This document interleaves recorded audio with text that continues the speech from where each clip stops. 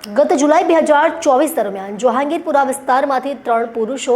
તથા એક મહિલાને ઝડપી પાડી તેમની પાસેની ટ્રોલી બેગની અંદર સ્પ્રે વડે કેમિકલ મિક્સ કરી છુપાવીને દુબઈથી લાવેલા સોના પાવડર કેસમાં મુખ્ય સૂત્રધારની સુરત શહેર એસઓજી પોલીસે ધરપકડ કરી હતી। સુરત ઇન્ટરનેશનલ એરપોર્ટ ખાતે આવતી ઇન્ટરનેશનલ ફ્લાઇટનો ઉપયોગ કરી ભારત સરકારની કસ્ટમ એક્સાઇઝની ડ્યુટી ભરવી ન પડે તે માટે શરીર ઉપર તેમજ લગેજમાં સંતાડી યેનકેન પ્રકારે ઇમિગ્રેશન સિક્યોરિટીમાંથી પસાર થઈ ગેરકાયદેસર રીતે સોનાને દાણ ચોરી કરતા ઈસમો ઉપર વોચ રાખી કાયદેસરની કાર્યવાહી કરવા આપેલી સૂચના અનુસાર એસઓજીના પીઆઈ એપી ચૌધરીને મળેલ બાતમીના આધારે ગઈ તારીખ 7/7/2024ના રોજ જહાંગીરપુરા વિસ્તારમાંથી 3 પુરુષો અને એક મહિલાને ઝડપી પાડી તેમની પાસેની ટ્રોલી બેગની અંદર સ્પ્રે વડે કેમિકલ મિક્સ કરી છુપાવીને દુબઈથી લાવેલ સોનાના પાવડરનું વજન 927 ગ્રામ, કિંમત ₹64,89,000 સહિત અન્ય ચીજવસ્તુઓ મળી કિંમત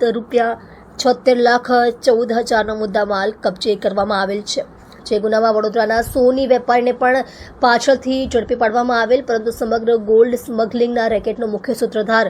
એવા પિતા પુત્ર પોલીસ પકડથી બચવા નાસ્તા પડતા હતા, જેથી તેમને પણ ઝડપી પાડવા એસઓજીને સૂચના આપવામાં આવેલ હતી। જે સૂચના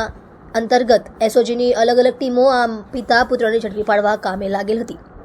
આ દરમિયાન એએસઆઈ ઇમ્તિયાઝ ફકરુ મોહમ્મદ તથા હેડ કોન્સ્ટેબલ જગદીશભાઈ ને બંને આરોપીઓ બાબતે ટીપ મળેલ અને જે આધારે કામરેજ સુરત રોડ વચ્ચે આવેલ જેબી ડાયમંડ સ્કૂલ પાસે વોચ ગોઠવી આરોપી અફઝલ ગુલામ શહેજાદ અફઝલ શાહને ઝડપી પાડવામાં સફળતા મેળવી હતી।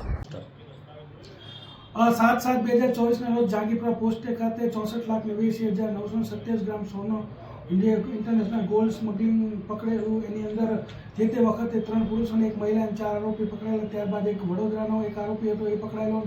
અને ત્યારબાદ અફઝલ શાહ અને શહેજાદ શાહ બંને પિતા પુત્ર છે તે હમણાં તાજેતરમાં એસઓજીએ પકડી પાડેલ છે। અફઝલ શાહ અને શહેજાદ શાહની ભૂમિકા એવી હતી કે અફઝલ શાહ છે અહીંયા માંગરોળ સુરત ગ્રામ્ય યાર્ડમાં રહે છે ને એ માલ મંગાવતો હતો અને શહેજાદ શાહ દુબઈમાં રહી અને એ માલ મોકલતો હતો। આ લોકોની એમો એવી હતી કે જ્યારે કેસ થયો 7 જુલાઈ 2024 એમની પૂછપરછ કરી તો એ પહેલાં કેટલું એ લોકોએ સોનાની દાણચોરી કરી હતી કે સ્મગલિંગ કરી હતી, તો આ લોકો 70 જેવા કેરિયરો રાખેલા અને ટોટલ જુલાઈ પહેલાંના 8 મહિના 14 કિલોગ્રામ સોનું 9,80,00,000નું